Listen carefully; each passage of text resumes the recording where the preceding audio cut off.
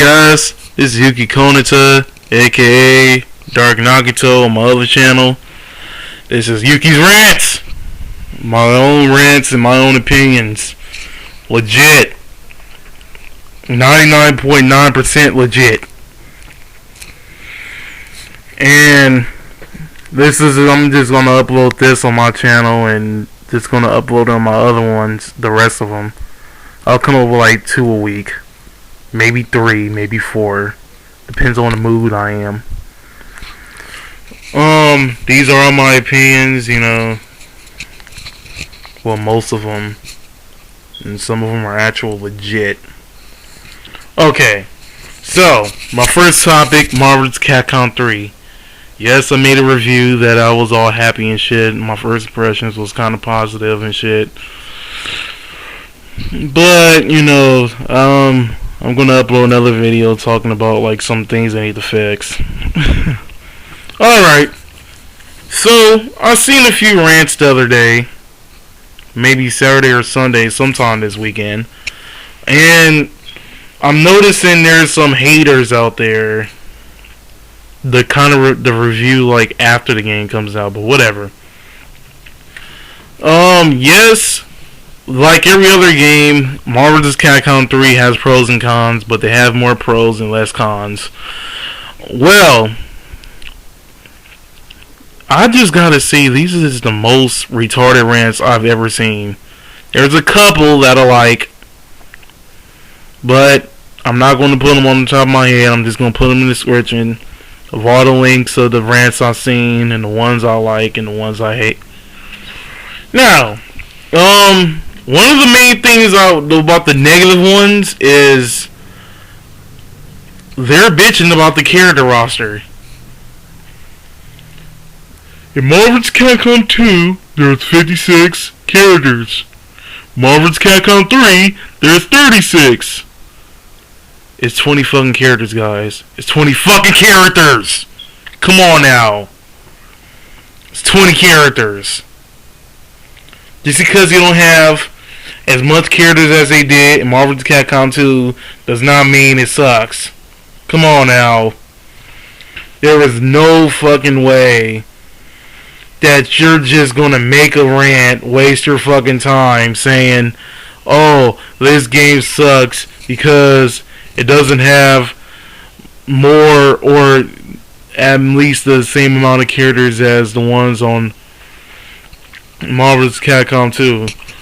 Although there are some characters I did want to see on Marvel's Capcom 3, but I'm gonna get to that later in this.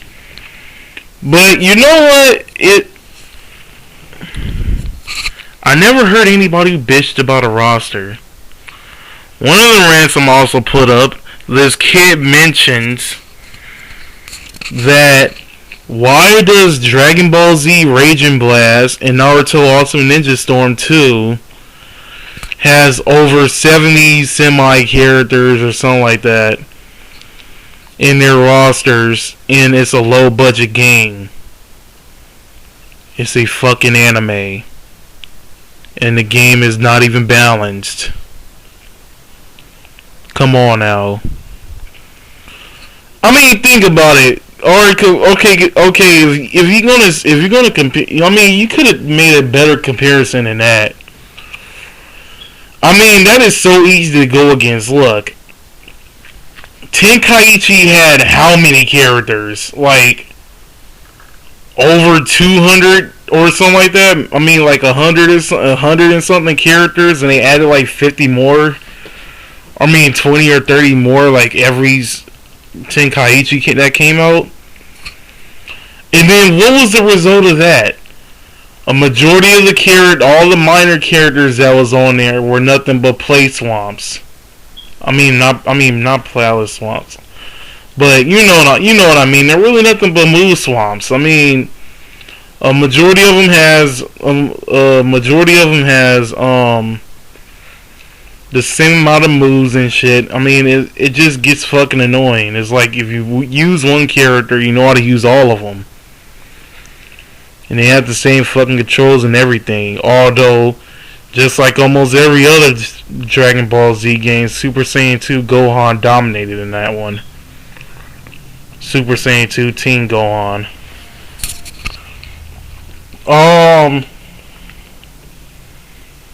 If I was to make a comparison, okay, think about it like this. If you was going to make a comparison to a Dragon Ball Z game, look at Tenkaichi, and then look at Burst Limit. Burst Limit had all the minor had that limited thing, and that was like one of the best, most balanced Dragon Ball Z games there is. Going back on Marvel vs. Capcom 2, I don't even know why I went off subject on there. There are some things I can't agree of, like for example, the simple fact that Jill Valentine and Shuma Gorath is already on the disc, but they're incomplete. But it's like, you know, who gives a shit? Although the PlayStation 3 users are like basically hacking the shit and getting the characters, and yes, they are making us pay more money just to get the 2 characters, or maybe more if it's more is coming out of downloadable content, or at least that pack. But you know what? All games are doing it. I mean, look, Call of Duty got First Strike, although that is kind of sort of a rip-off, just like the Modern Warfare 2 one. Battlefield Bad Company 2 got all the other map packs. Halo Reach got all the map packs. Halo 3 got all the map packs. Street Fighter 4 got all the alternate costumes and shit. It's like there's a reason why they're trying to make you spend more money, and that's the simple fact that they're trying to keep the game as new as possible, instead of going straight to the used market and just going down to $20 like within 6 months or some shit like that. I mean, not all games are doing it, but most games are doing it, and I don't give a shit if you say it's incomplete or not, but you know, it's way better than what Capcom used to do and just make 5 different versions of the same game over and over and over again. Street Fighter 2. Well, setting that all aside, yes, like I said before, that, you know, I'm not even gonna mention that anymore. I said that too many times. Overall in this, if you're gonna make a rant, especially on a video game or a movie or whatever, make it legit as possible, because honestly, I can't even agree with these guys. They're over there talking about the roster and shit. I mean, who goes to a fighting game and just complain about the roster? Yes, there's characters I want to see, and yes, there's characters on there that I don't want to see. And yes, Marvel vs. Capcom 2 had 56 characters. Those 56 characters, 13% of them are balanced. So basically, in other words, they were just throwing in characters from the previous Marvel vs. Capcom series games into that one, well, including X-Men and Children of the Atom and Marvel Superheroes, and just threw it on Marvel vs. Capcom 2, made some changes, added a few moves to fit with the system, and that's how they got the game. And yes, if anybody's wondering, I would like to see some of the original characters from Marvel vs. Capcom 2 come back in Marvel vs. Capcom 3, but they say they wasn't going to do that. Now, moving on, I'd just like to say just one thing. Stop complaining about the Jill and Shuma Gorath being on the disc incomplete. In all honesty, you have the decency to you have the choice to either buy the characters or not buy the characters. The only reason I would see buying the characters is two things. One, just to get more missions in and stuff like that, and or view what their endings is like, see if they match what your original team is, and think about changing the team or something like that. Or two, as my clanmate Aerial Rave was say